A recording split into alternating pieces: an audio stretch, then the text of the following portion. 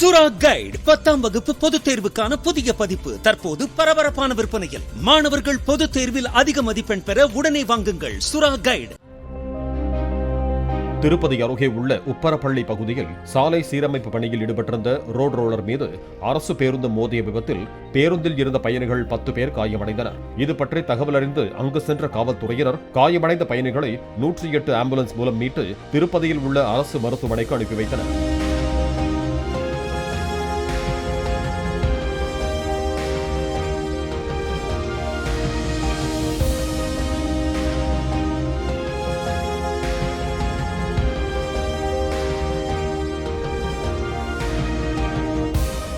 சுரா கைடு 10ஆம் வகுப்பு பொதுத் தேர்வுக்கான புதிய பதிப்பு தற்போது பரபரப்பான விற்பனையில். மாணவர்கள் பொதுத் தேர்வில் அதிக மதிப்பெண் பெற உடனே வாங்குங்கள் சுரா கைடு.